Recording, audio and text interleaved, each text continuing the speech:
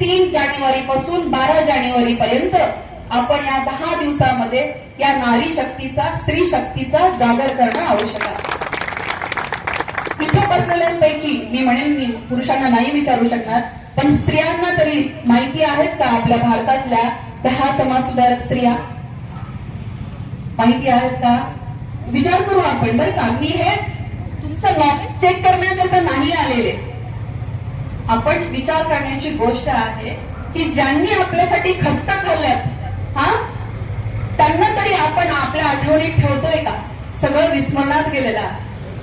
थोडा वेळ काढा, त्यांचं चरित्र वाचा.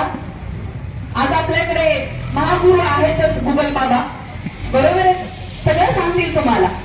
परंतु याच्या व्यतिरिक्त मार्केटमध्ये जाऊन अगदी 70-80 रुपयांपासून तुम्हाला पुस्तकं मिळतील. ती पुस्तकं घेऊन वाचण्याचा प्रयत्न करा. तुम्ही वाचत असाल तर तुमची मुलं देखील वाचतील. आणि नुसती वाचणार नाही तर जगाच्या या सगळ्या आटाटपामध्ये मी म्हणेन की जी काही संकट येतील, समस्या असतील, अजून वेगवेगळ्या गोष्टी असतील तर ती वाचतील, कारण तुम्ही त्यांना ते संस्कार देणार आहात. मी फक्त आजच्या या निमित्तानं एवढंच सांगेन की जर स्त्री शिकली तर दोन्ही कुटुंब शिकले जात आहेत किंवा त्यांची प्रगती होतीये. आज समाजात फक्त पुरुषाच्या बाबतीत विचार न करता स्त्रीला देखील तितकंच महत्व दिलं गेलं पाहिजे आहे. स्त्री जर शिकली तर आपण म्हणतो की समाजाचा सुद्धा विकास होईल. म्हणजे अगदी डॉक्टर बाबासाहेब आंबेडकरांनी सुद्धा सांगितलं होतं की एखाद्या देशाचा विकास कशाच्या आधारे आपण तो तुलना केली गेली पाहिजे आहे, तर त्या देशातली महिला, तिची स्थिती काय आहे, तिचं शिक्षणाचा जो काही रेशो आहे त्याच्यावरून आपण त्या देशाची प्रगती जी आहे तर ती आपण पाहिली गेली पाहिजे. म्हणजे विचार करा,